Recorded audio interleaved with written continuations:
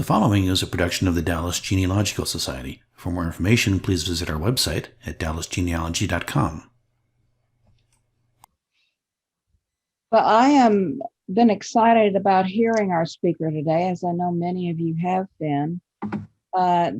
His name is Richard Schlaudroff. He is a historian and longtime genealogist. He holds an undergraduate degree from Austin College, graduate degrees in philosophy, theology, and history from Harvard, Columbia, and Fordham universities, and is retired from 35 years in college teaching. He also holds a graduate degree and graduate certificates in library science, archival management. He is a two-time past master and current secretary of the Dallas Masonic Lodge number 760, and has served as a presiding officer or grand officer in most Masonic appendant bodies.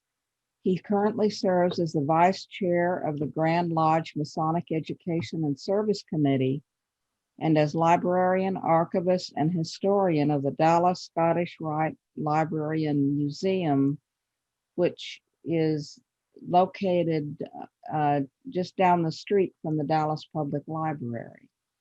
So, Richard, we were looking forward to hearing your presentation. Thank you, Jean. I want to thank DGS for allowing me to come on and make this presentation on Masonic genealogy. I am broadcasting from the Scottish Rite Librarian Museum, which you can see in the background. I wish the lighting were better so that you could see it better. It's a really nice library. The library is open to the public. And we welcome individuals who want to come in and do genealogical research. Like the Dallas Public Library, we are closed right now to the public because of the COVID-19 pandemic. But whenever we open back up, we're available. So we would like. We do ask that you make call in and make an appointment to come in, because I'm not here all the time, and the staff sort of needs to know when someone is coming in to do research.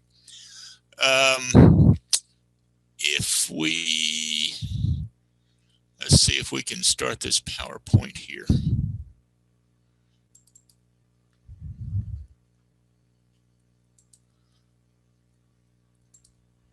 Can everybody see that? Yeah, we're good. Okay, good.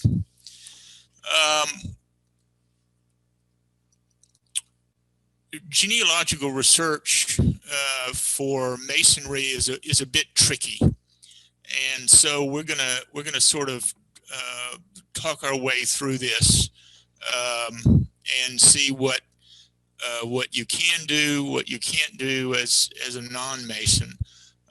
And maybe some workarounds if you get to a point where you feel that's necessary. So the first question, of course, is why you should be interested in doing genealogical research in Freemasonry. For most of its history, Freemasonry has been a primary social organization. I think when most people think of Freemasonry, they think of this picture. This picture, by the way, is from the Grand Lodge of England, and they think of ceremony and ritual and all of that sort of stuff. But in reality, most Masons are active outside of the lodge, and they are busy trying to make the world a better place if they can. In the world. And so, for instance, in Texas Masonry, as towns in Texas were founded, one of the first, for most towns, one of the first two-story buildings in the town was a Masonic lodge.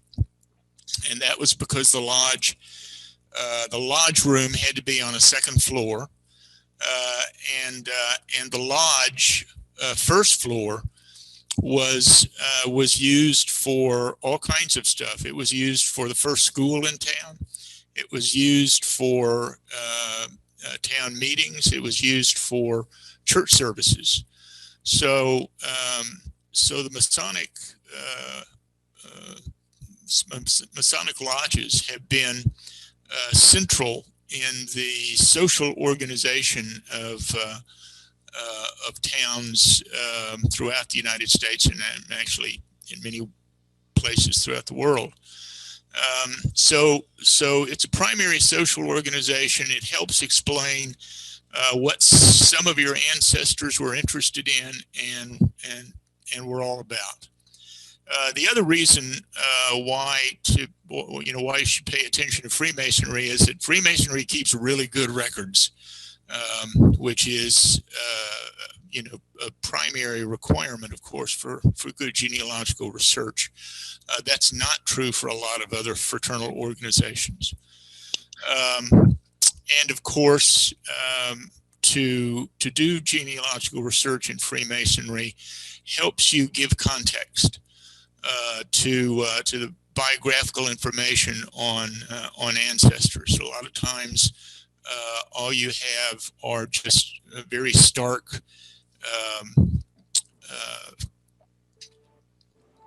records and statistics of how old they were and where they lived, and but you don't have much context in terms of what interested them and what they were all about, and this gives you an additional window into a lot of your ancestors.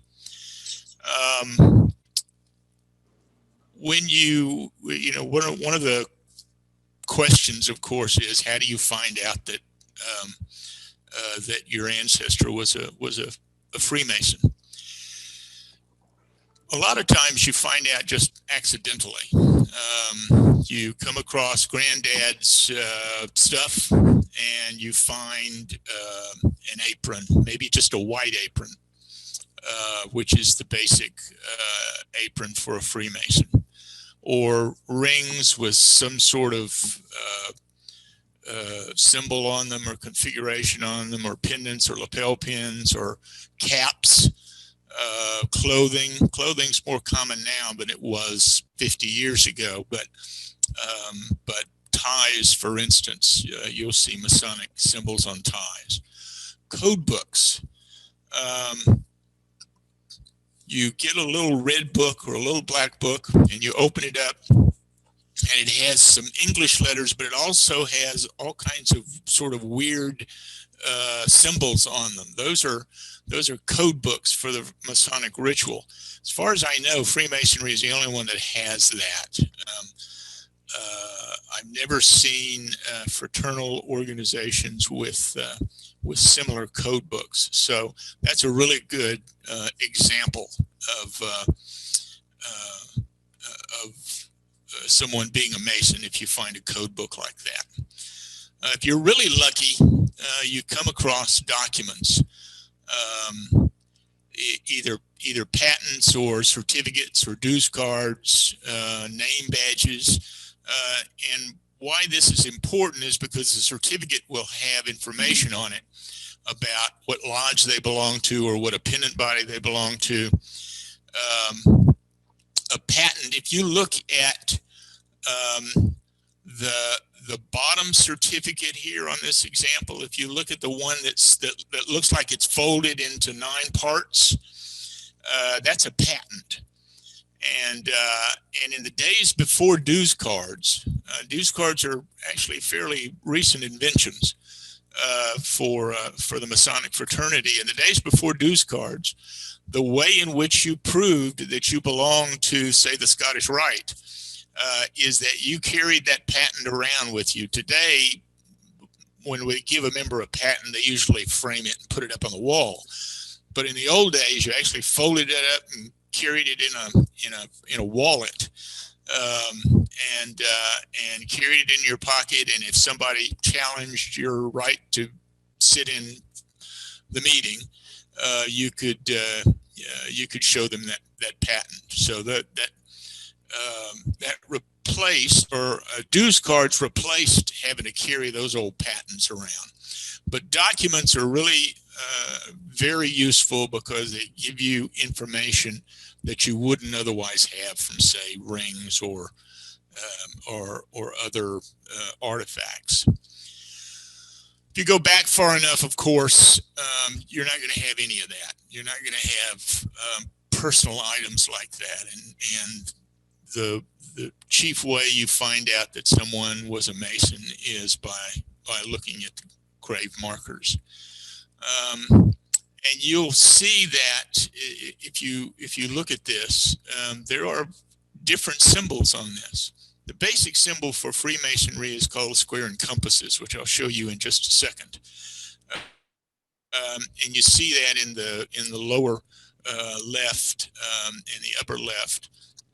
And you see a different version in the lower right of the square and compasses. But then in the upper right, you see it's called a keystone.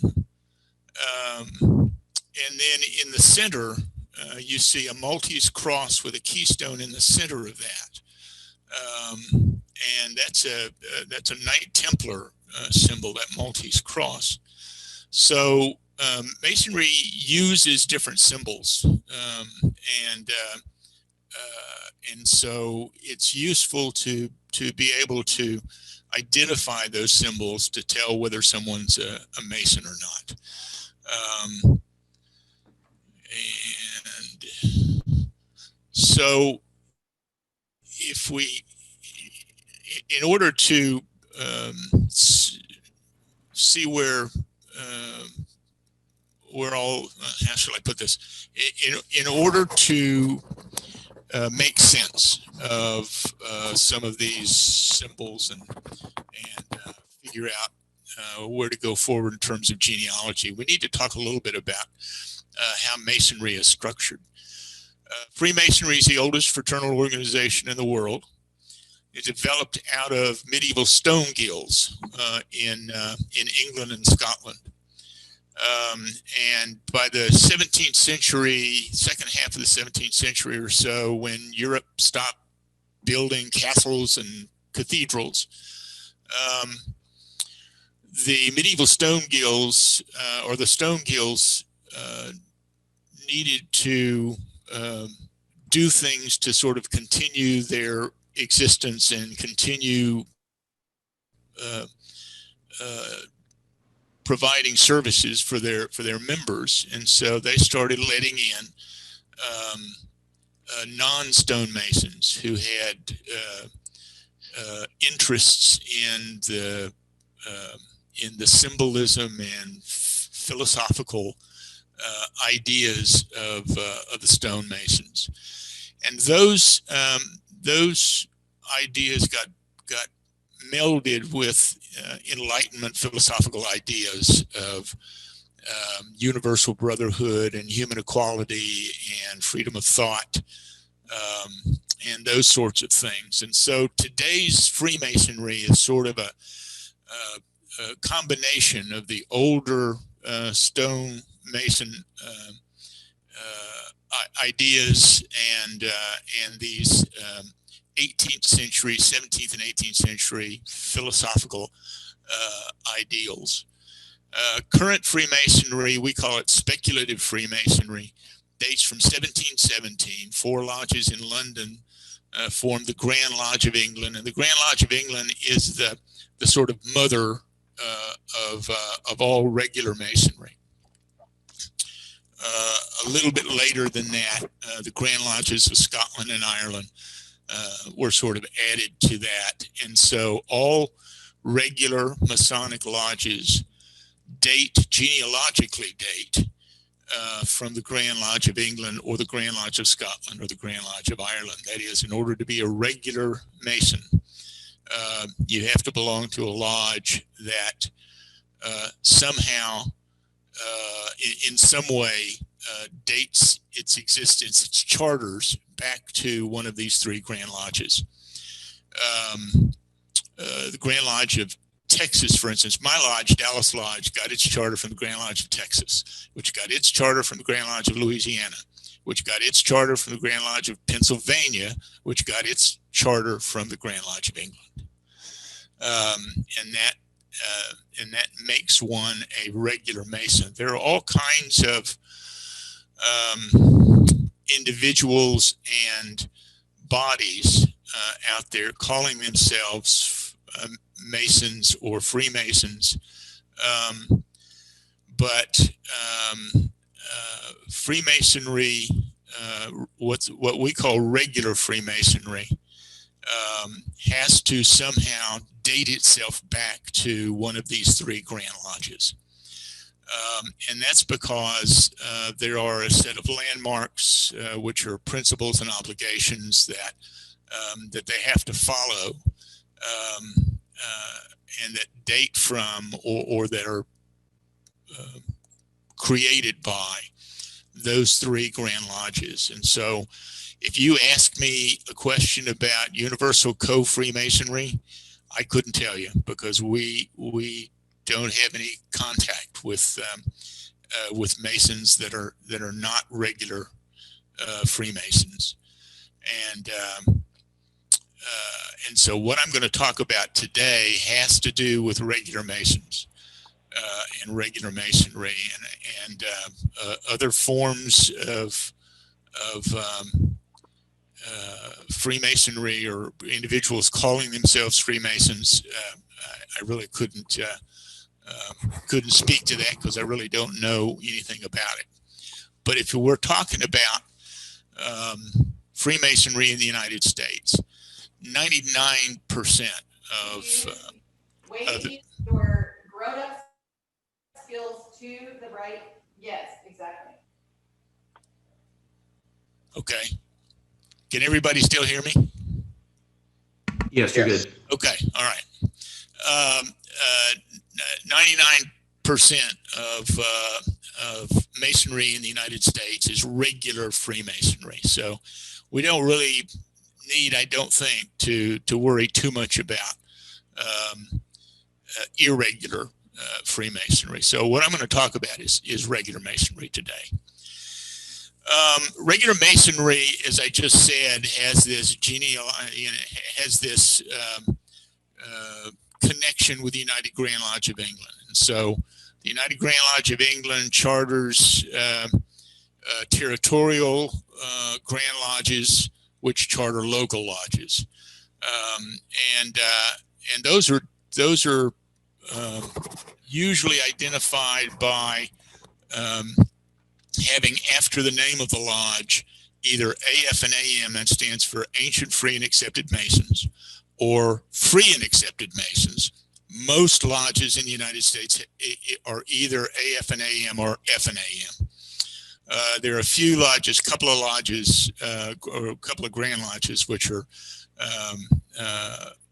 Ancient Freemasons, and the District of Columbia, for whatever reason, is Free, Ancient, and Accepted Masons. But most lodges in the United States have AF and AM or F and AM. All Texas lodges, for instance, are AF and AM. And that's an indicator of regularity. The basic constituent of Freemasonry is the lodge. All Masons, no matter where they go or what they ultimately are going to belong to, they start out at the lodge.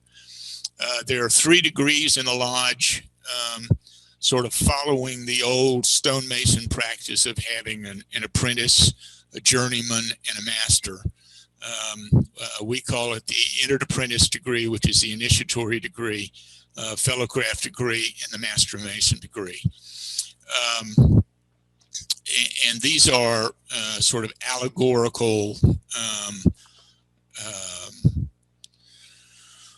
stories or allegorical lessons, which Freemasons learn, and they have to obligate themselves to certain things with each degree, but all Masons go through these 3 degrees to become a Master Mason.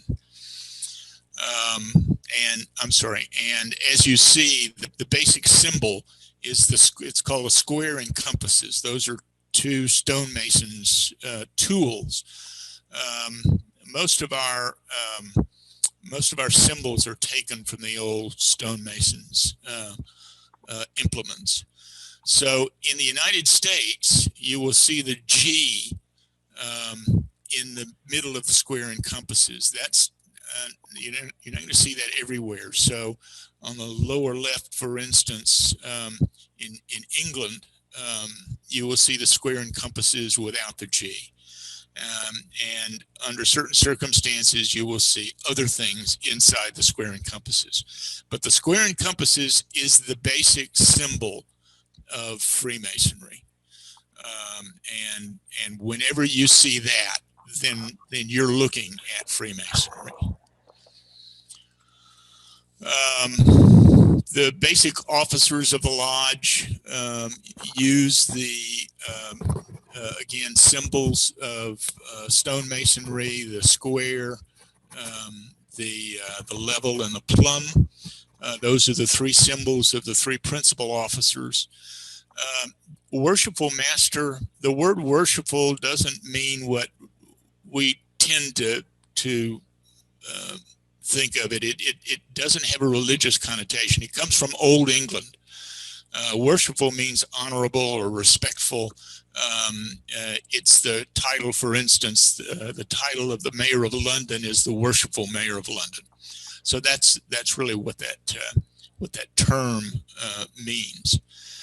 But the 3 principal officers are the master and the 2 wardens.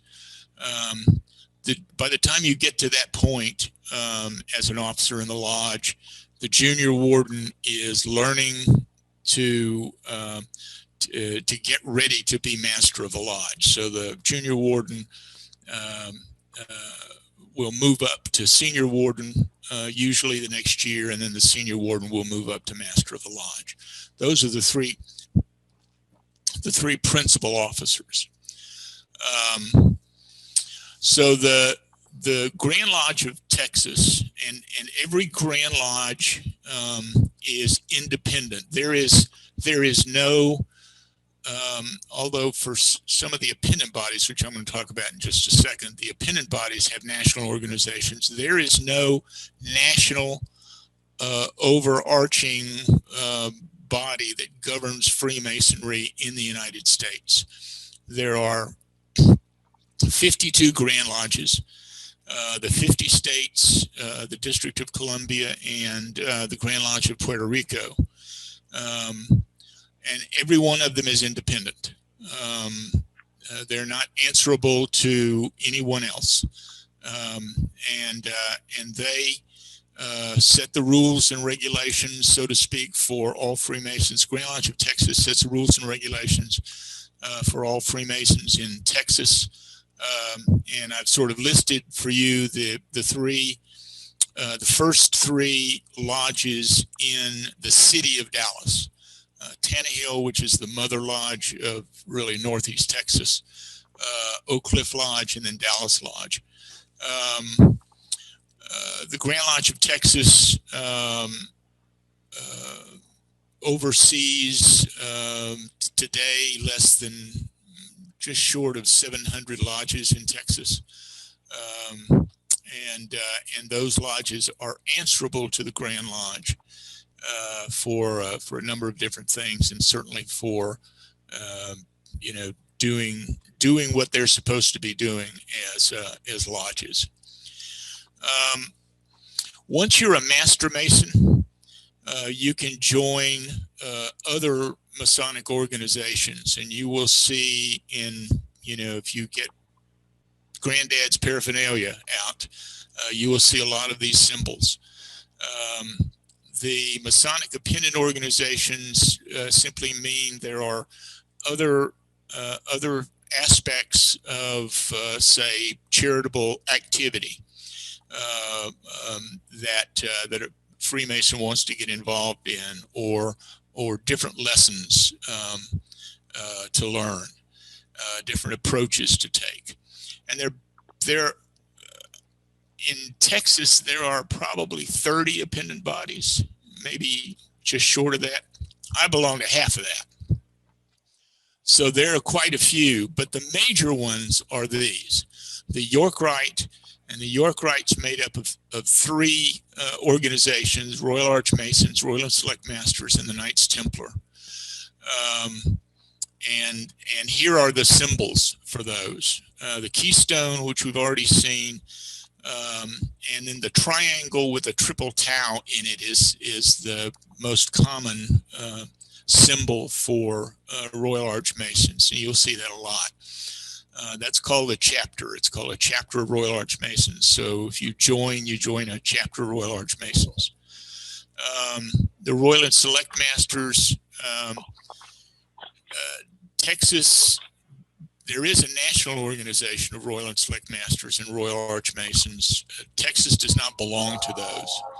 So it has the symbol on the left is specific for Texas. That's the Texas symbol for Royal and Select Masters. The national symbol is the one on the right. So if you're looking for, if you see this in the context of your granddad who lived in Kansas, for instance, you're likely to see the symbol on the right rather than the symbol on the left, which is specific to Texas. The Knights Templar is the only Christian Masonic organization that any Master Mason can join. There are a couple of other Christian Masonic organizations that are invitational, but to be a Mason, you have to believe in a supreme being, but you don't have to be a Christian. Except for the Knights Templar, that is specifically a Christian organization. And we saw the Maltese cross on that grave marker, and it is the principal, the cross and crown and the Maltese cross are the principal symbols of Templar Masonry. The ancient and accepted Scottish Rite. Most of you have heard of the Scottish Rite Hospital for Children here in Dallas, which is supported by Scottish Rite Masons all over the world. The symbol of Scottish Rite Masonry is the double-headed eagle. When you see that and you see a 32 or a 33 on that double-headed eagle, that's the Scottish Rite symbol, Scottish Rite icon. Most of you already or also know about the Shriners, either the burn hospitals or the hospitals for crippled children. And of course, many of you will remember the Shriners circus. And the formal name of the Shriners is the Ancient Arabic Order of the Nobles of the Mystic Shrine. And the symbol is the crescent suspended from a scimitar. And so that you will probably run across that very frequently. There are a lot of Shriners out there. The Order of the Eastern Star, which is a upside down 5-pointed star with rays of different colors. The Order of the Eastern Star is the opportunity for women who are related to a Mason to get involved in Masonry. Order of the Eastern Star is very common and very active. So those are the principal appendant bodies, and the symbols that you're gonna see most frequently in terms of trying to figure out whether what you're looking at is is a Masonic symbol. All Masonic bodies, whether or not we're talking about lodges to grand lodges, or whether we're talking about an appendant body to their governing organization, all of them have reporting requirements. If we're talking about the Grand Lodge, for instance, the Grand Lodge oversees lodges in its jurisdiction, and it requires that each lodge make an annual report. That annual report includes any changes in its officers for the coming year, or changes in membership, new members that were added, affiliations, which means that you belong to one lodge, but you're also joining another lodge. Demits, that's a Masonic word for leaving the lodge. So a demit is someone who voluntarily leaves the lodge, or deaths. And let me talk about deaths here for just a second. Genealogically, of course, one of the biggest problems a lot of times is finding out when a particular individual died. That's particularly a problem before the 20th century. So in the 19th century, for instance, it's sometimes very difficult to determine a death date. If you're looking at Masonic records, usually the Masonic record that we're going to look at, that I'm going to show you, which is proceedings, will not have an actual date, but it will at least give you the year. I wrote an article on a Templar commandery in a little town called Wheelock, which is down by Bryan. And one of the guys that belonged to that, I was able to trace him. He left during the Civil War to go up to Wisconsin, and then came back to Texas after the war. And I had all kinds of problems finding, nailing down specifics for him. And it was only because of the Masonic records that I found out that he died, or when he died. He died in December of 1867. I would not have known that. Because I couldn't find other records. I had problems finding all kinds of records for him, just normal census data, for instance. And so sometimes some of this information will give you more important, or not more important, but basic genealogical information, which you might not otherwise have. You can get out of Masonic records. Lodges pay a per capita to the Grand Lodge to support the Grand Lodge, which has to come along with these returns. So these reporting requirements are called returns. So the Grand Lodge publishes every year the proceedings of its annual meeting. The Grand Lodge has an annual meeting every year where the Grand Lodge does its business, and it publishes the proceedings of that annual meeting. At the back of the proceedings are a list of the lodges in its jurisdiction. And each listing of the lodges also includes the membership of that lodge for that year.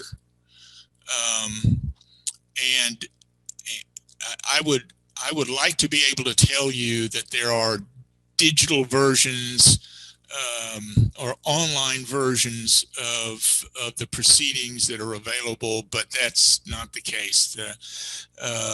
Most of the Grand Lodges in the United States are still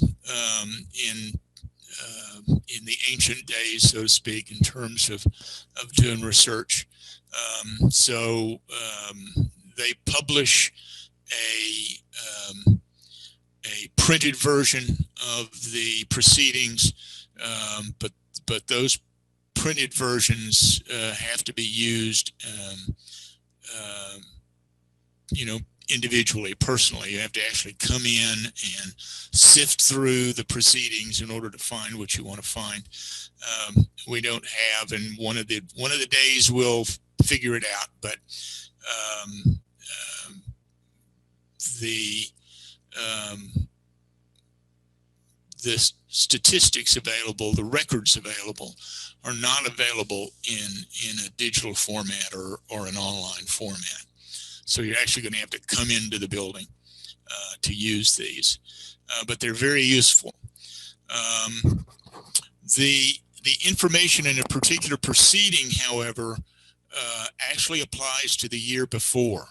So if the annual meeting is in 1875, the proceedings will say this is the 1875 proceedings.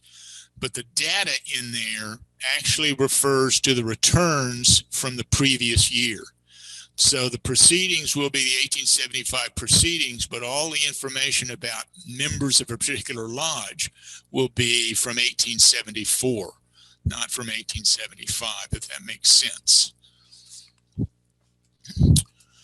All right, so we're going to look for an individual Mason. You've gone through your granddad stuff, and you've found all of the these lapel pins and maybe a certificate or two,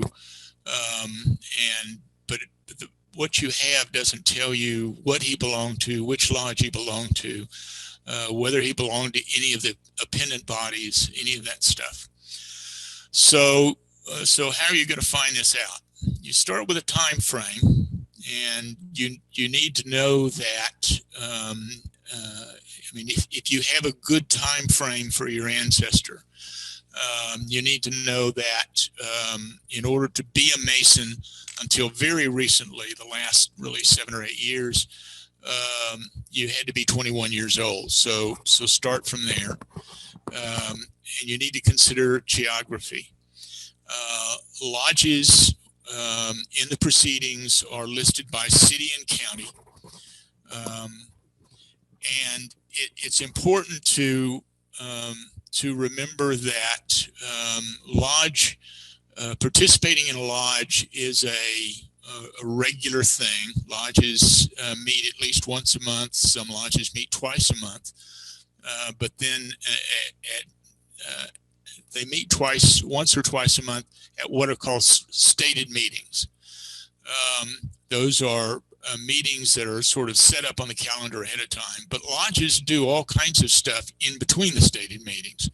So it's important, or it's common for Masons to join lodges that are within easy traveling distance.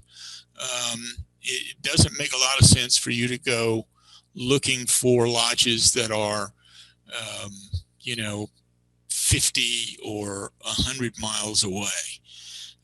If you know that your ancestor is from a particular locale, look for lodges in that locale.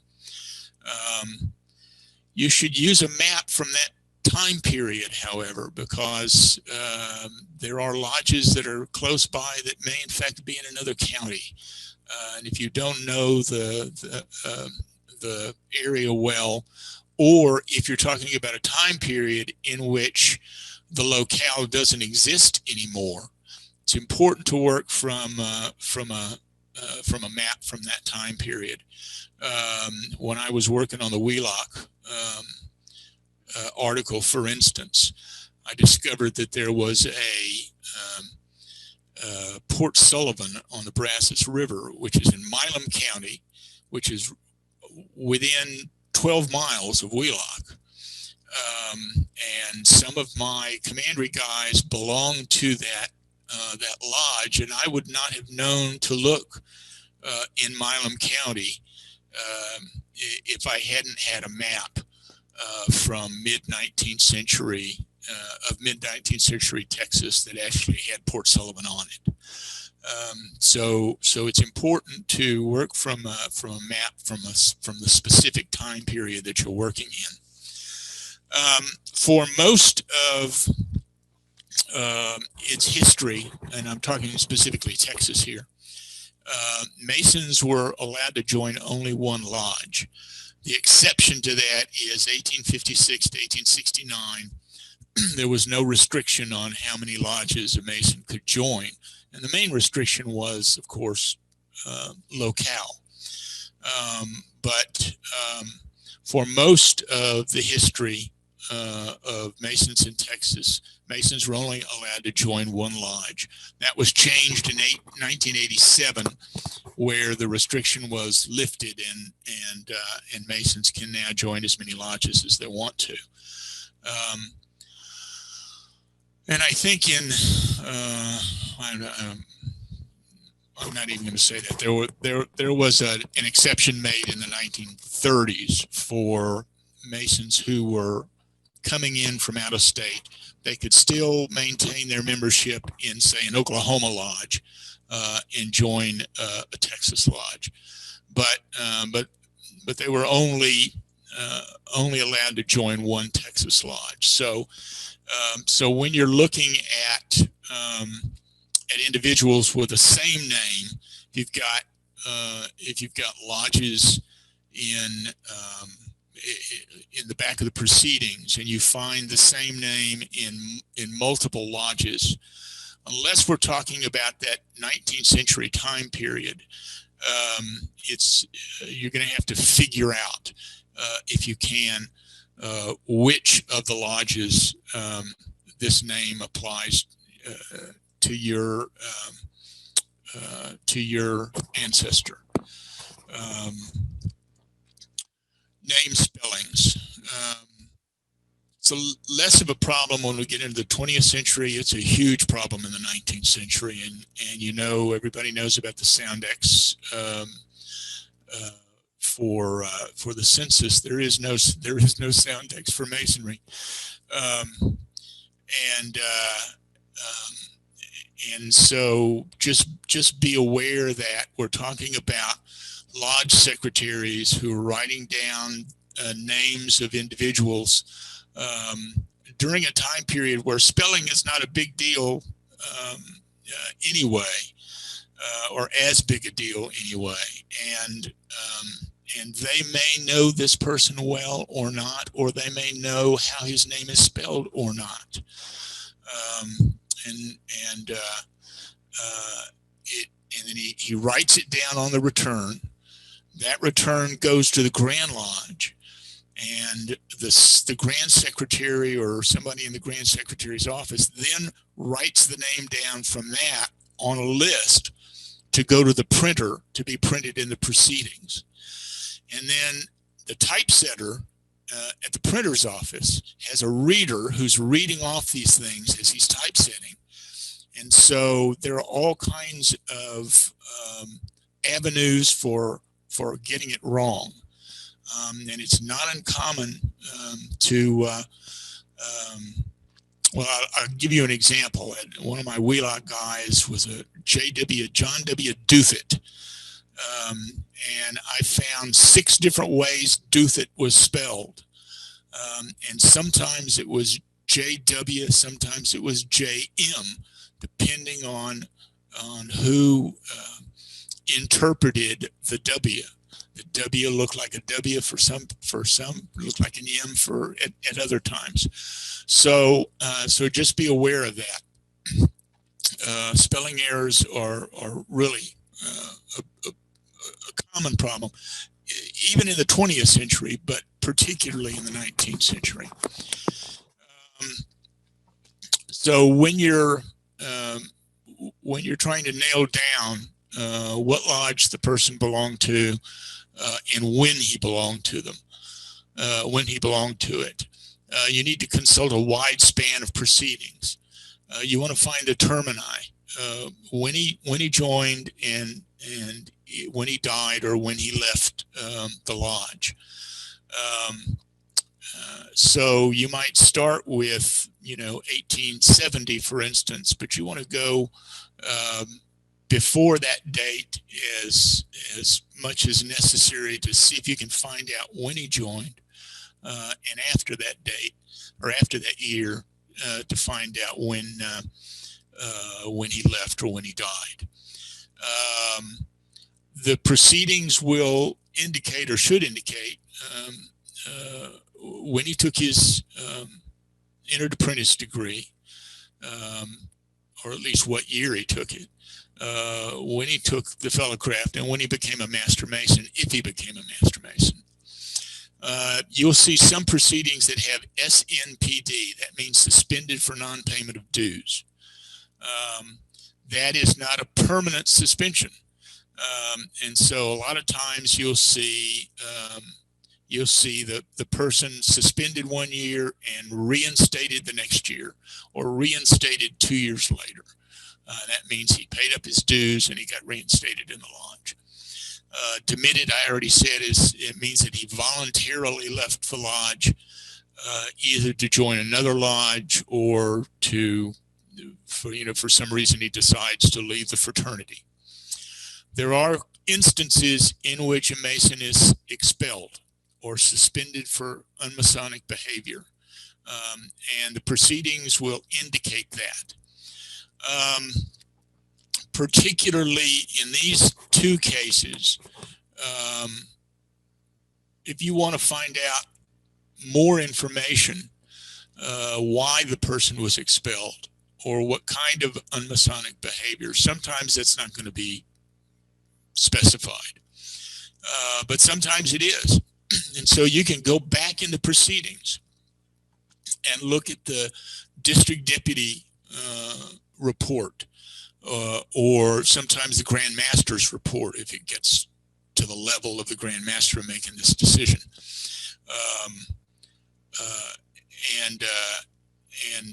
In the proceedings will be some sort of notation about why this happened. Again, sometimes they do it. The Grand Master makes a decision, or the lodge makes a decision, and it's a private thing, and they don't talk about it. But sometimes they do.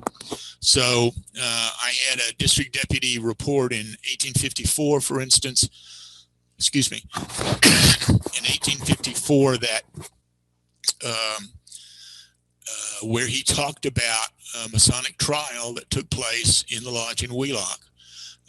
And one of the brothers threatened to kill another brother, and even hid guns around the town so that he'd have a handgun close by whenever he ran across him. I would not have known that information about this incident if it had not been in the district deputy report, and if I had not gone back into the proceedings to try and figure out whether or not there was more information about this incident. I've already talked about the death notice in lodges. It is one of the principal sources, particularly in the 19th century, of finding out when someone died. Abrupt appearances and disappearances. Sometimes the sort of classic finding, or the classic notice of an individual would be the first instance in which you see his name. He's listed as an EA in the lodge, and then either the next year a fellowcraft or a master mason. But that gives you an indication that he became a mason. If he's listed as an EA, he became a mason in that lodge. But sometimes the name just shows up as a master mason.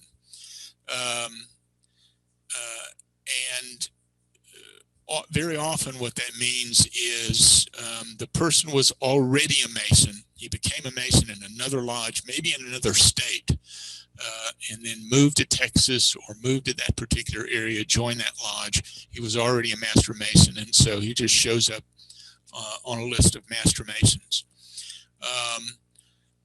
Sometimes they sometimes the individual leaves and doesn't demit, and just the name just disappears. Those are quizzical, and you can't really explain them unless you find out information from some other source about what happened. If you find out, for instance, that they moved from one locale to another locale, they didn't bother to demit from the lodge, they just left. So you will see that occasionally in the proceedings, abrupt appearances or abrupt disappearances. This is an example of a proceedings. This is Waxahachie Lodge number 90. And you can see the officers are listed, the past masters are listed, the past masters of that lodge. Past masters are, once they become a past master, they are members, they are voting members of Grand Lodge.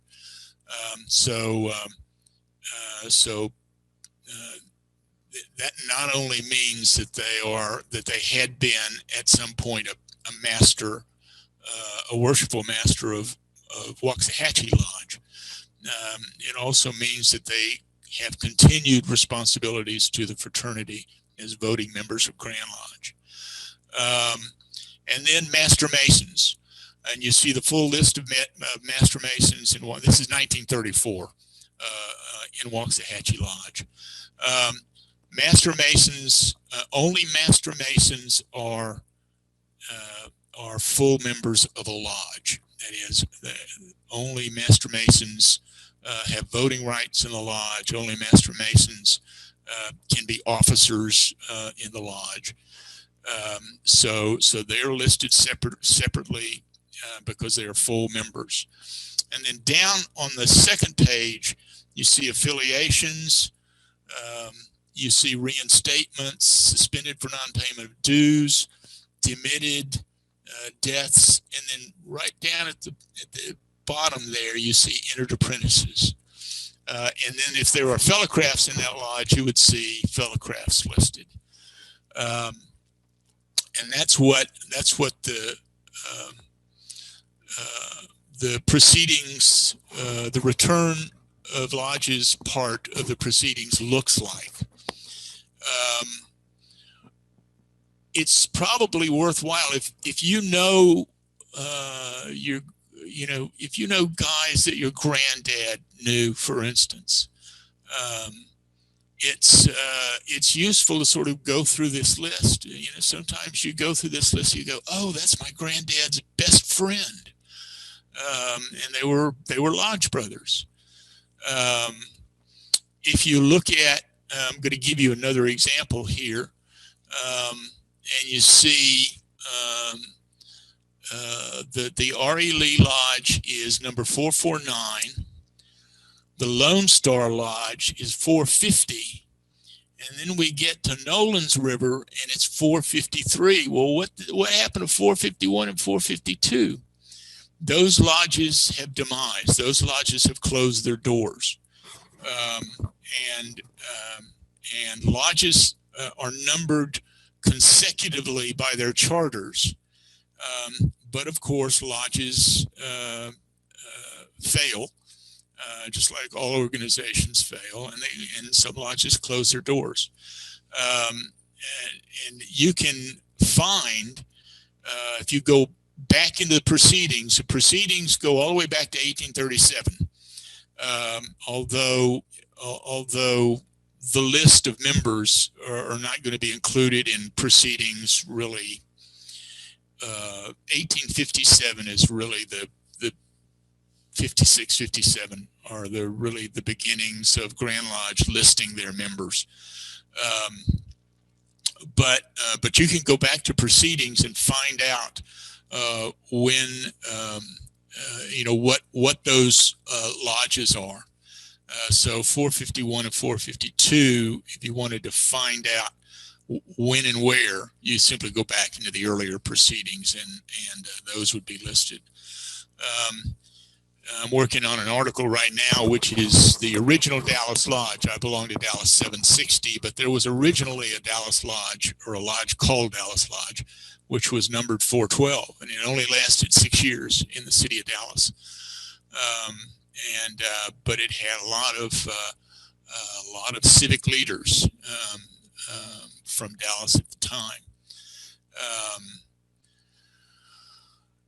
And in order to find out about 412, you have to go back to the time period that it existed, and it would be listed in the proceedings for that for those years. If you have a lot of information about your ancestor, and you know the dates that the person were born and died, you know specifically where they lived for most of their active period. You can spend $10 and see if Grand Lodge can come up with those records for you. The Grand Lodge of Texas has data on every Mason who ever belonged to a chartered lodge in the state of Texas, dating back to 1837. The Grand Lodge of Texas has genealogical services to help you if going through what we just talked about doesn't work, or you don't want to do all of that stuff. You just want to see what Grand Lodge has. You can spend $10. You go to the Grand Lodge website, which is there on the list, and you go to the Grand Lodge tab and go down from the Grand Lodge tab to genealogical services, and that will take you ultimately to this form. It's a record search request, costs $10. You have to mail it in. They don't accept email. There are only 2 individuals that do this in the Grand Lodge Librarian Museum in Waco. And so in order for them not to be sort of overwhelmed by requests, they require you to do this form. I will say that not all, if you're working outside of Texas, not all Grand Lodges have genealogical services. And some Grand Lodges, all Grand Lodges produce proceedings. Not all Grand Lodges are very helpful in terms of working with genealogists. And Grand Lodge of Texas and some of the other Grand Lodges are very accommodating in terms of services, but not all Grand Lodges are. Some Grand Lodges are they just don't have a lot of facilities or individuals that are working in the Grand Lodge to do this kind of work. So they're not all that helpful for genealogists, but Texas is, and a number of the larger Grand Lodges are. But this is one avenue. You will get, if you get a report back from the Grand Lodge, it will include the dates that the person was a Mason, what offices they held in the lodge, if any, and sometimes appendant bodies. So if in the Grand Lodge archives, it indicates that the person belonged to a particular chapter of Royal Arch Masons, for instance, that will be listed in the report. And that's useful. The proceedings, by the way, that I talked about, all of the appendant bodies, at least all of the major appendant bodies, produce proceedings. Sometimes they're called transactions. So for the Royal Arch Masons, for instance, they're called the transactions of the Grand Royal Arch of Texas. And so you can find similar information for the appendant bodies by looking through the proceedings of the Grand Commandery of Texas, which is a Knights Templar organization, or the Royal Arch Masons of Texas, which is the First York Rite body. once you find out as much as you can in terms of what lodge they belong to and or what appendant body they belong to, you can then add context. Look in local newspapers. I love the portal to Texas history because it has so much stuff in there that the University of North Texas has digitized, including old newspapers. I work mainly in the 19th century. And every time I go in, there's a whole another batch of 19th century newspapers that UNT has digitized. If you look for newspaper articles on the lodge, you will find out what kinds of activities in the community the lodge participated in. Or things that the lodge did. Again, the Masonic lodges were primary social organizations for much of its history, and particularly pre-World War II. And so an event or an activity of the local Masonic lodge was worthy to be included in a newspaper article. Or some sort of newspaper notice, and you will see a lot of that, and that will give you more context in terms of the activities that your ancestor participated in. Same thing about if you're you can go into the newspapers and look for the name of your ancestor or the name of your ancestor's best friend that you found in the lodge. And again, find my grandfather was a Mason. I didn't know that until a long time after I had become a Mason. And I'm a member of Dallas Commandery, the Knight Templar Commandery. And I don't remember what I was looking for, but I was looking at something in the Dallas Morning News historical database, and I thought, well, I'll just look up my own name. And it turned out that my grandfather had the same name, and it turned out that my grandfather was in the same Knight Templar Commandery, sitting 2 chairs away from where I was sitting in the Commandery in 1930 and 1931. I would never have known that if I hadn't done that newspaper search. I would never have known he was a Mason. One of the, if you want to know about a particular lodge, one of the avenues is to look at the transactions of Texas Lodge of Research. Texas Lodge of Research, which started in the late 1850s, has published over 50 volumes of research. Some of that is stuff on Masonic philosophy and symbolism and ritual, but a lot of it is histories of Masonic lodges, and particularly histories of Texas Masonic lodges. So it's worthwhile to look in the Texas Lodge of Research transactions and see whether or not a history of the lodge, which is particular to you, which your ancestor belonged to, has been written up. And again, that will give you a lot of context in terms of the activities of your ancestor. There are other things that would be available to you, that would be useful to you, that you will not be able to see because of the rules and regs of the Grand Lodge. So for instance, the manual returns, not the proceedings, which is an abbreviated version of the manual returns, but the actual manual returns, handwritten returns that go to Grand Lodge, have very often very useful information that you would not otherwise know.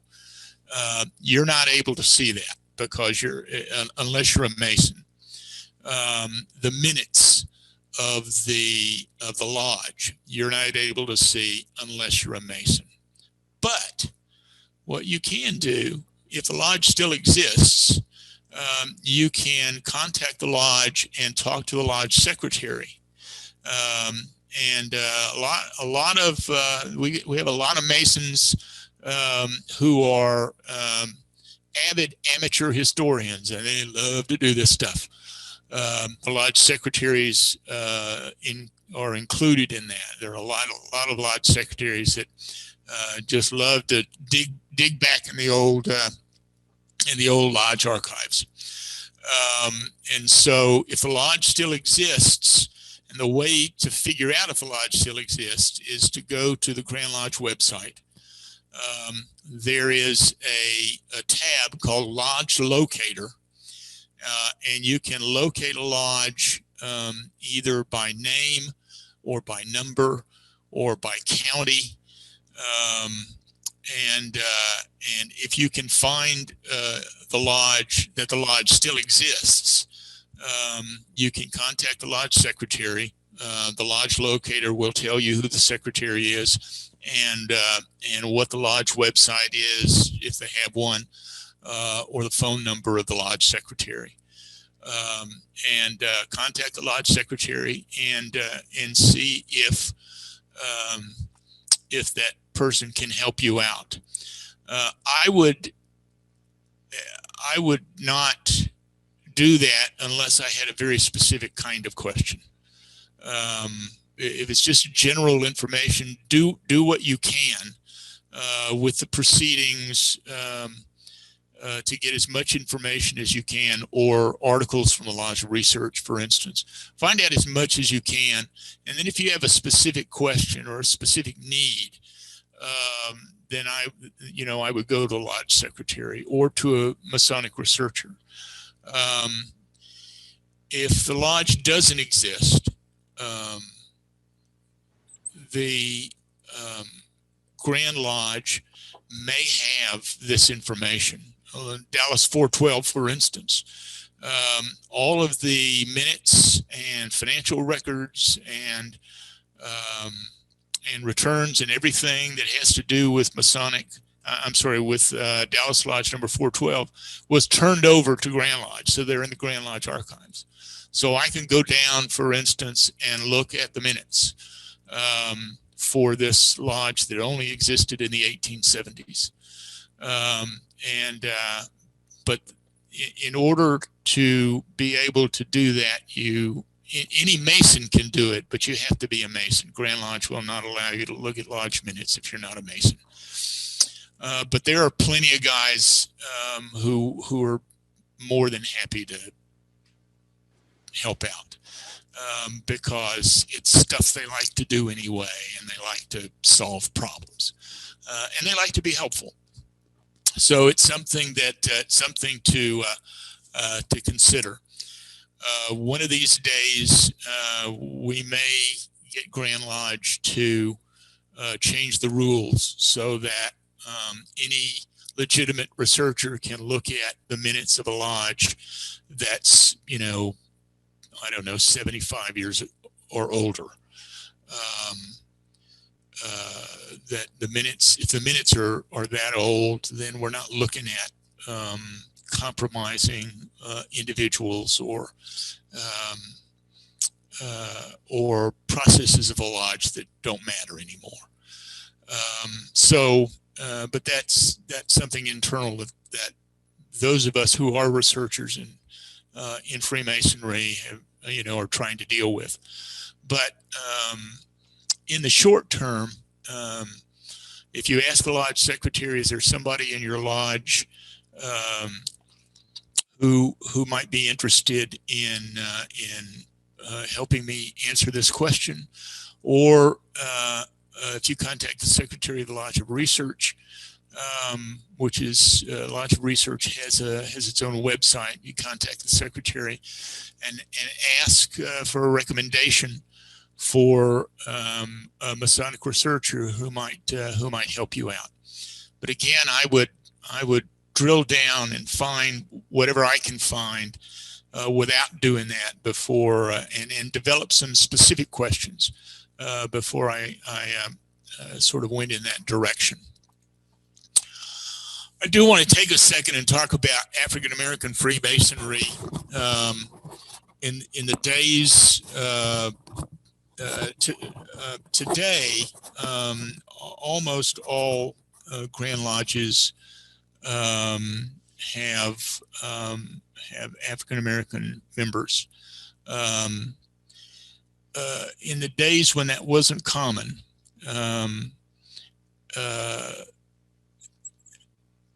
African American Freemasonry developed on its own.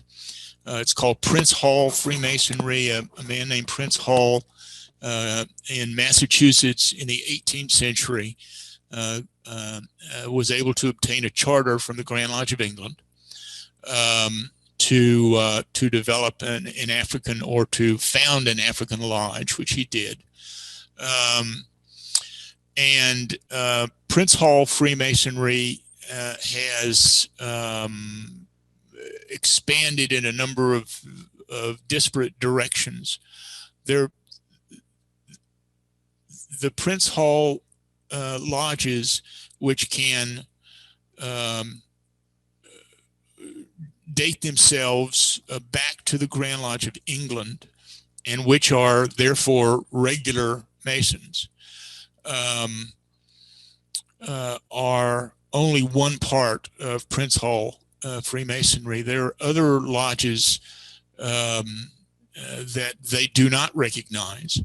There are over 60 in Texas, for instance. I think there are over 60 Prince Hall lodges or Grand Lodges,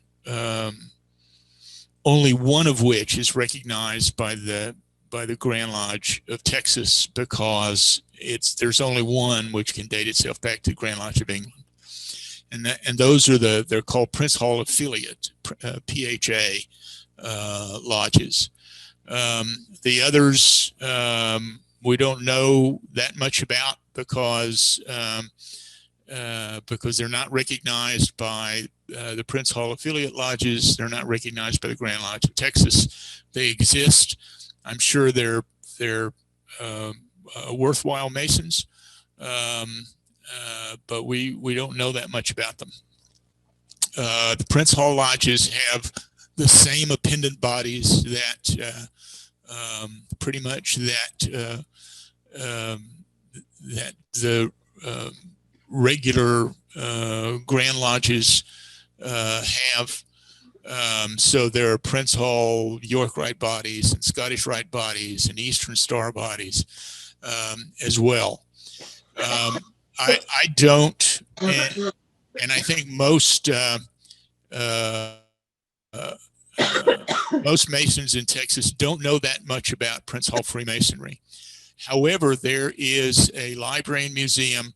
The Prince Hall Grand Lodge, which is recognized as regular in Texas, is in Fort Worth. And there is a Librarian museum, the Curtis Librarian Museum. The librarian there is extremely helpful. So if you're working in African American Freemasonry, it's really worthwhile to contact the Curtis Library and try and work through them. We get requests here at the Scottish Rite, for instance, fairly frequently on genealogical issues, a lot of times from out of state. And a lot of times it turns out that this individual, was an African American from from the 1920s or the 1930s,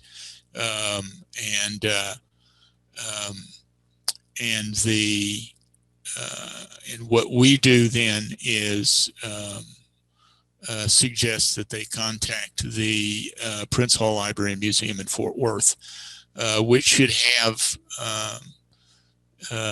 records about Prince Hall membership in Texas. And again, there will be a Prince Hall Grand Lodge in every state in the Union, I think. So if you're working in another state, then I would think in terms of contacting the Prince Hall Grand Lodge for that particular state. Just so that you sort of have some context in terms of where Freemasonry sits. Freemasonry is the oldest fraternal organization, but there are a whole lot of fraternal organizations that have existed. Between the Civil War, the American Civil War, and World War II was the explosive growth of fraternal organizations in the United States. And this is just a list. This is a small list of the fraternal organizations which have existed. Many of these no longer exist. Some of them, like the Odd Fellows, for instance, still exist. Some of them were significant enough organizations in terms of their size that when you go into Greenwood Cemetery, for instance, on McKinney, has a Woodman of the World section of that cemetery. I did put one in here which is a fake. Can anybody pick it out? Which is actually a fake fraternal organization. I wanted the list to be symmetrical, and I was one short, so I stuck it in here. I'm going to go with the Water Buffalo. Water Buffalo. Where did that come from? That was Tony. Yeah. Does anybody know where the Loyal Order of Water Buffalo first appeared? What, the Flintstones? Yabba Dabba Doo. That's Fred Flintstone's fraternal organization. But anyway, each one of these fraternal organizations has its own symbolism, has its own icons, but usually most fraternal organizations which have existed are modeled after the Freemasons. But they're usually very simple organizations. They don't have multiple bodies that you can join in. And so Odd Fellows, they have one icon, one symbol. Knights of Pythias has one symbol. So if you come across that with your ancestor, just take that, photocopy it, and then do an image search on Google. And the image search on Google should pull up what that fraternal organization is, what that icon belongs to. We are very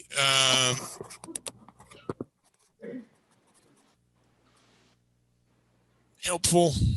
Well, that's not what I wanted to say. We are at the Scottish Rite Librarian Museum. We are committed to helping genealogists as much as we can. We get a lot of these requests. Again, the library is shut down now.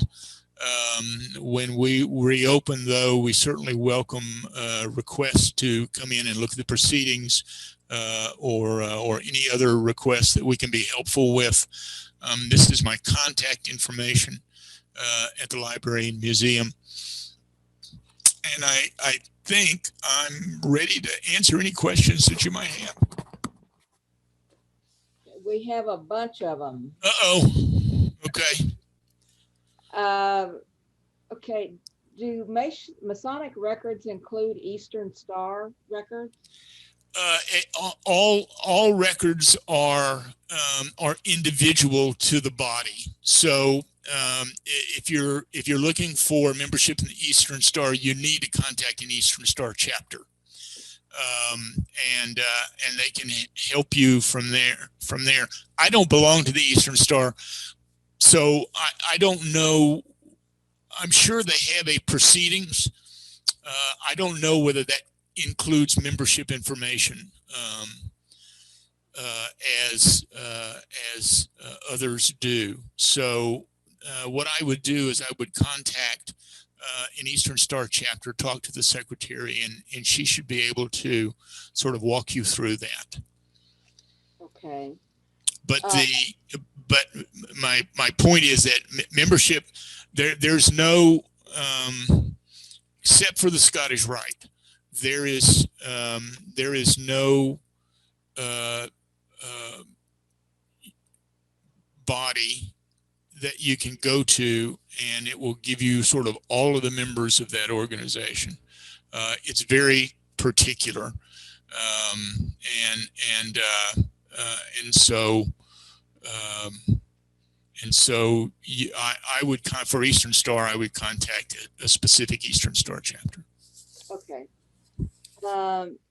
And someone is asking about who had a Mason relative who has passed on and wants to know if they can get a headstone and how to go about that. Every headstone manufacturer, I think, has those symbols available. A lot of Masons, when they do a sort of pre-need, they specify what they want on the headstone. I've done that, for instance. So my headstone's gonna have I think 3 different Masonic symbols of Masonic organizations that I belong to. Any headstone manufacturer should be able to help you out with that. Okay, so they made another comment, not a headstone. I want to know if they provide a grave marker. I've seen those cemeteries or small things. Yeah. Sometimes either footstones or other kinds of grave markers. Those are usually available from headstone manufacturers or headstone carvers. Whether or not they're allowed is up to the individual cemetery. For instance, we do footstones for past Grand Masters and past Grand High Priests of the Royal Arch Chapter,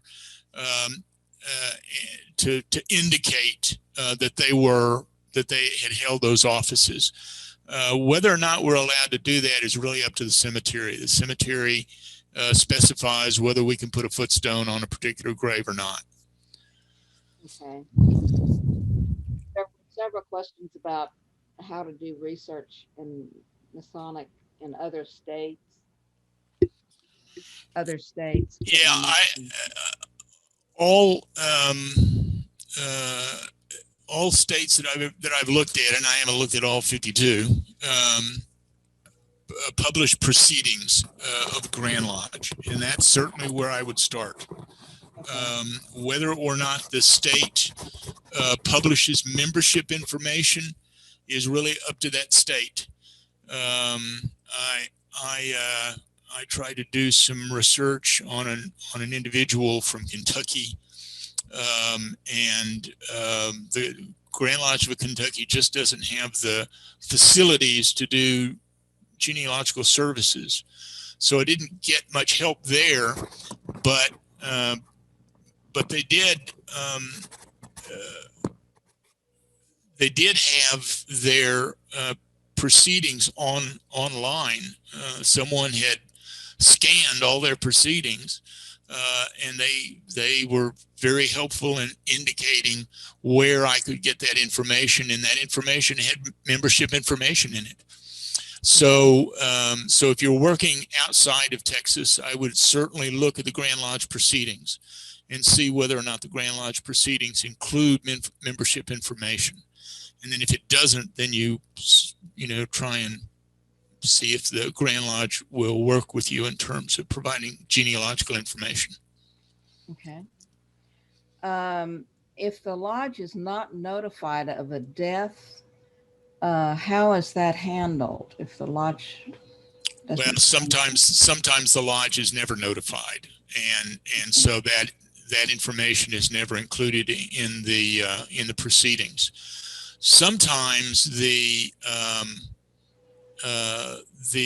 lodge is notified considerably after the person died. I'm the secretary of Dallas Lodge, for instance. I just got a notice this week that one of our members had died in 2017, and of course, what happens is that I notify Grand Lodge, and in the returns, that death date goes in. Usually, if it's a prior year like that, it's not listed under the death notice for that particular year, and they've already published the previous proceeding, so it's just not noted. That does happen sometimes. Usually, however, I mean, that's fairly uncommon. It's more common that the family, particularly if the Mason is an active Mason, the family notifies the lodge fairly quickly. okay. And do Masons record a person's transfer from one location to another? From one lodge to another? I'm assuming, yeah. Yes. So if the individual transfers from a lodge in Tyler, for instance, to a lodge in Dallas, that transfer would be noted in the Grand Lodge proceedings. Now, it would be in the returns. It wouldn't be listed in the proceedings as a transfer, because that's not one of the categories that they list in the proceedings. But what you would see is that the name disappears from the Tyler Lodge that year and appears on a Dallas Lodge that year. So that would be your indication that that there was a transfer that took place, that the individual disappears from one lodge and reappears in another area, in another lodge. Okay. And there was a question about Rainbow Girls. Yeah, that's another appendant body. I only gave you the major appendant body there. Okay. There's the Assembly of Rainbow Girls.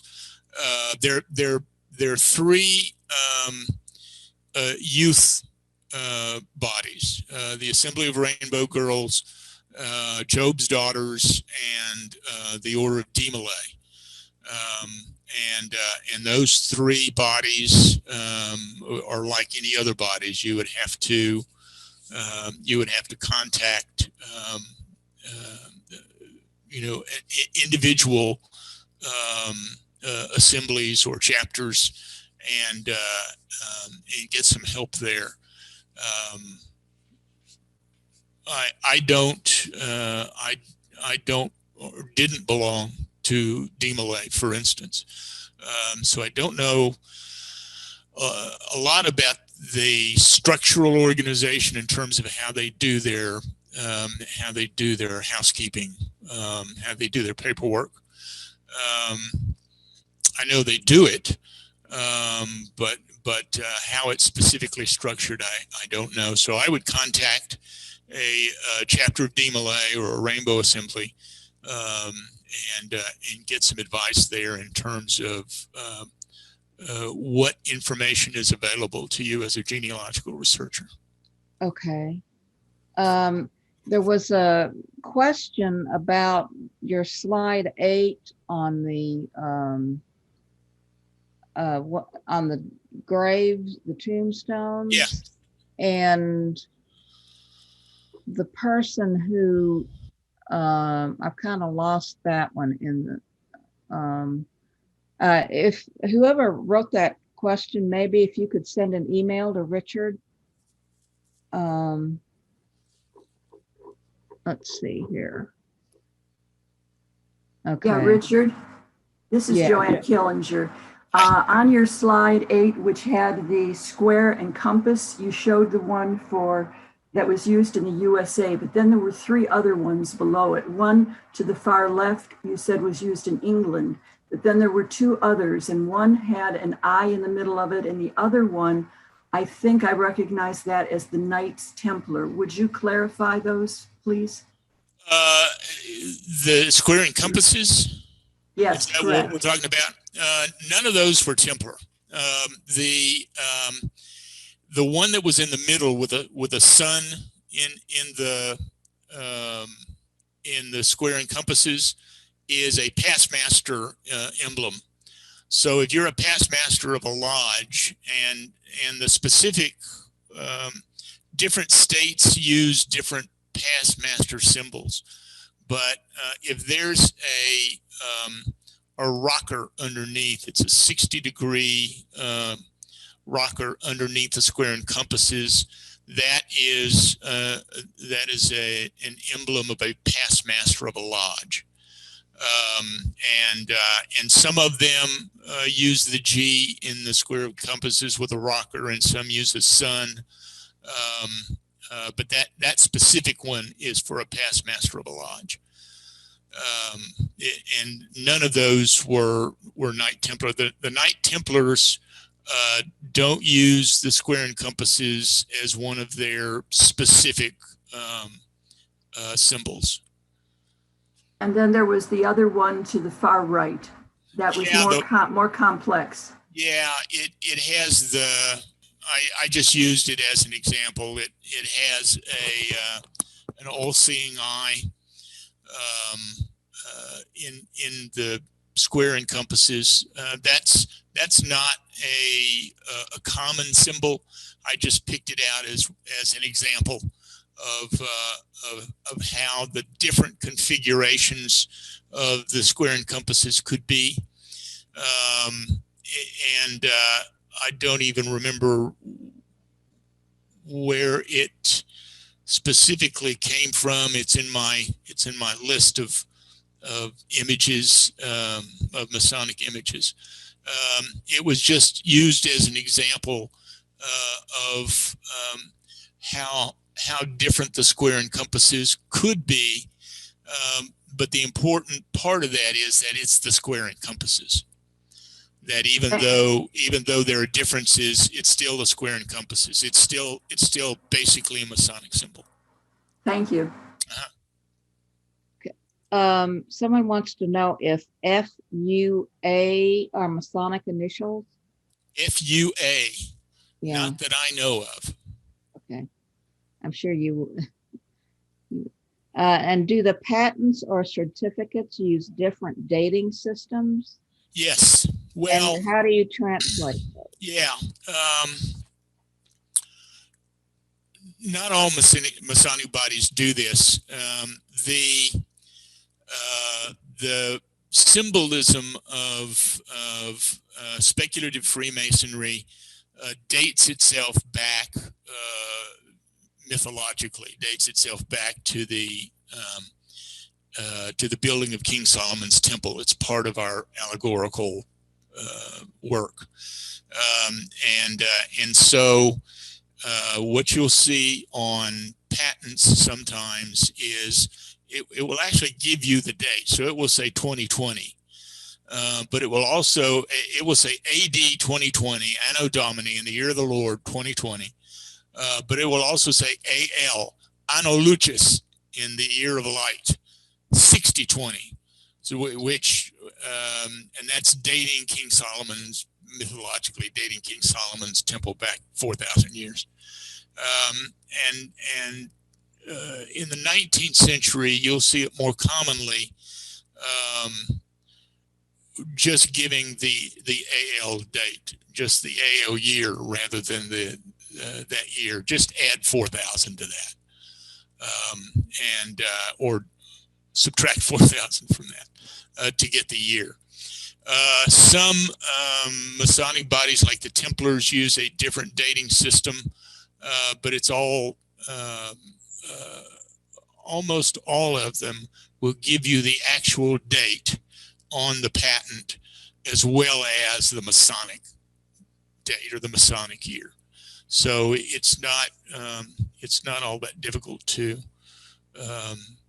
determine. And then once you find out that, you know, you add 2,800 years or you add 4,000 years, as I recall, the Templars the Templar date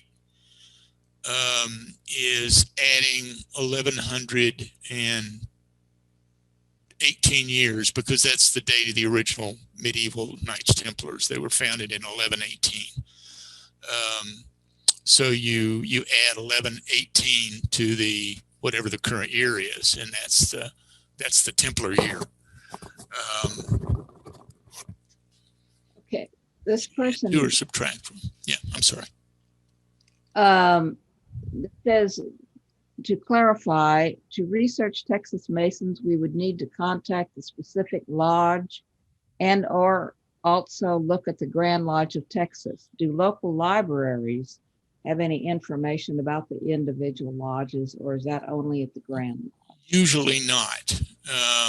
Usually, I mean, unless the library has old newspapers that have articles about the lodge, but usually, or if they had, you know, in their vertical files, for instance, stuff about a particular lodge. If you're talking about very small towns, that's entirely possible. The local library will have a vertical file on a particular lodge. Usually, however, you're not going to find, a library is not going to contain in its collections the proceedings of the Grand Lodge of Texas normally. Most lodges, however, will have the proceedings, because the Grand Lodge gives every lodge a copy of the proceedings. So most libraries in lodges, local lodges, will have a copy of the proceedings. Now, whether they have the particular copy that you need is the big question. So if the local lodge, the lodge which is nearest to you, was founded in 1928, and you're looking for the proceedings in 1867, you're out of luck, because they're not going to have copies of the 1867 proceedings, because they didn't exist in 1867. But there are repositories. The Dallas Scottish Rite Library and Museum is one of them, that has pretty much a full range of the proceedings of the Grand Lodge of Texas. The Scottish Rite Library has, we're probably the largest Masonic research library in Texas outside of the Grand Lodge of Texas in Waco. And we have a full range of the proceedings of the Grand Lodge.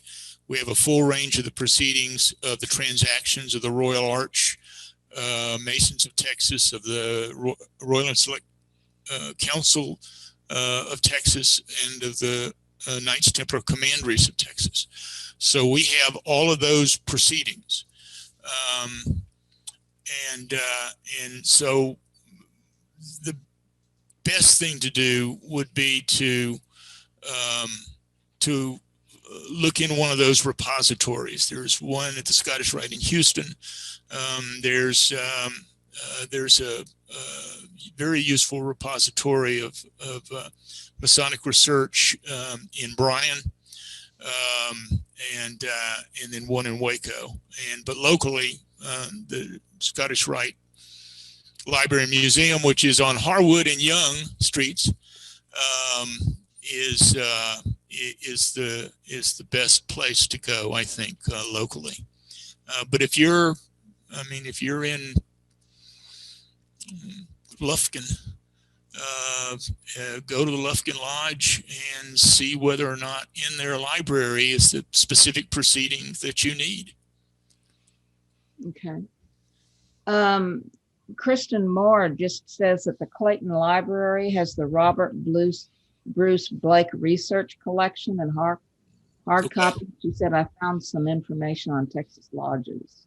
Yeah, I didn't know Yeah. that. Yeah, cool. Very good. And would the Masons consider transferring information to the portal? No, Okay. to be blunt about it, certainly not right now. Those of us that are researchers are always trying to figure out a way to make the materials that we have more accessible. But Grand Lodge law is very specific on some things. It's very specific on the minutes, for instance. No non-Mason, I expect, will ever be able to look at the minutes. It is just like, any corporation, if you went into, the Belo Corporation, or you went into AT&T and you said, let me look at the minutes of your executive meetings for the last, dozen years, they would escort you out of the building. And it's a similar kind of thing there. It's I guess it's a risk management thing. I don't know, but it's always been the case in Grand Lodge law that non-Masons, there are certain things that non-Masons are not going to be able to look at. And I don't expect that to change anytime soon. Okay. Well, thank you very much, Richard. A lot of good questions. So I know Thank you. people really enjoyed it. Thank you for the Hey, opportunity. Gene, Talked about a great, I'm sorry. yeah, Gene, if I could jump in, there's a few more questions that I could ask Richard. Sure. Okay. We had a question, were the Freemasons active in Texas prior to the Republic? Yeah, I forgot that one. Yeah. Yeah. Well, yes. The answer is yes.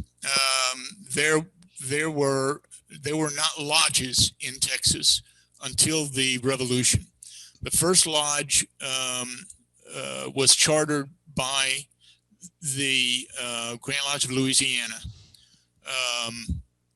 in December of 1835. And they met briefly, and then they had to flee. They were in Brazoria. They had to flee Brazoria because the Mexican army was coming down on them. There were 3 lodges that were chartered in 1836. I'm sorry, the 1835, December 1835, and then 2 more in 1836. And then those 3 lodges got together to form the Grand Lodge of Texas in 1837. But there were a lot of Masons in Texas prior to the formation of the first lodges in Texas.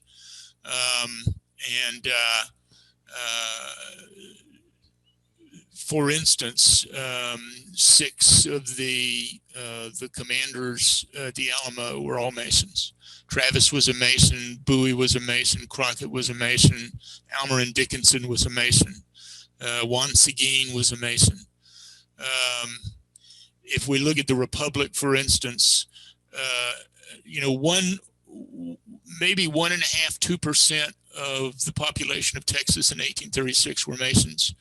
But if we look at the leadership from the Revolution and in the Republic, all 4 of the presidents, all 4 of the vice presidents, all of the secretaries of state, something like 80% of the legislature were Masons. And that's why is the big question, and part of it I think has to do with the kinds of skills that they learn in the lodges.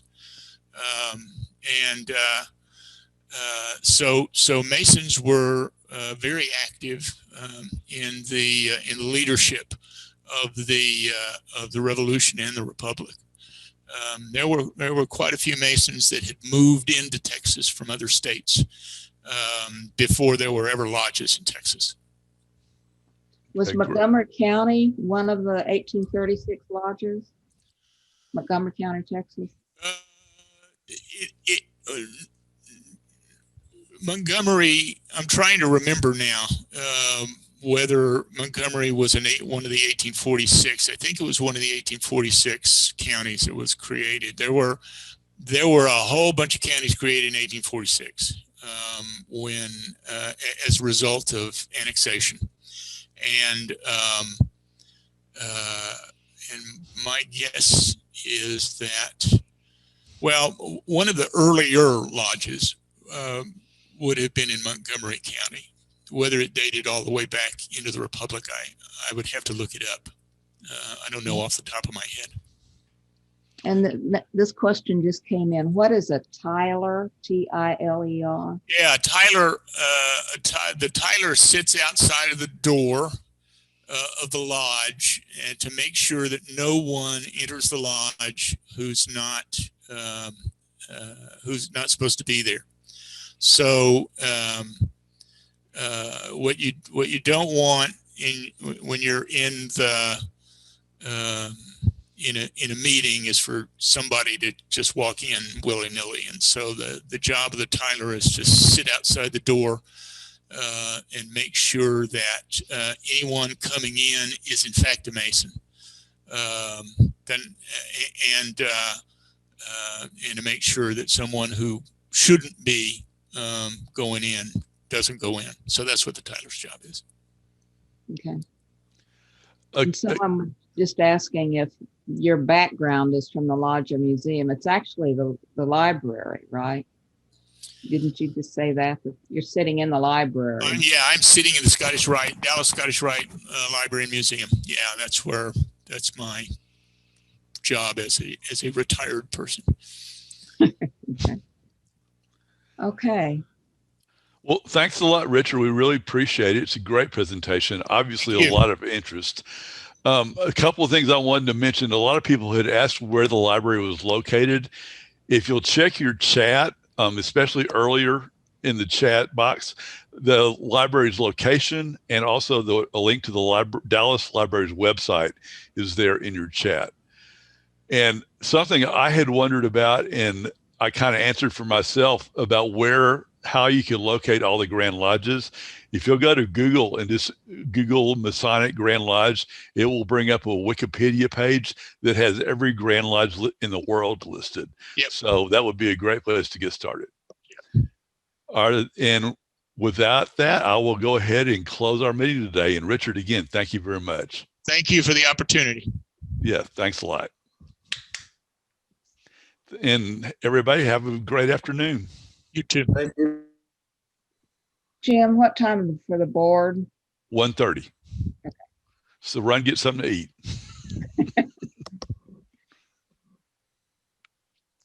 Thanks a lot, Gene. You're welcome. Thank you, Richard. We really appreciate it. Thank you, Jim. And obviously, there's a lot of interest. Yeah. Before you go, Richard, how prevalent were records for Masonic lodges in the 18th century?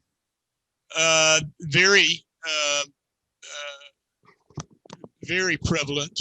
Whether they survive is a different story. One of the problems that all Masonic researchers have when they're dealing in the 18th century is that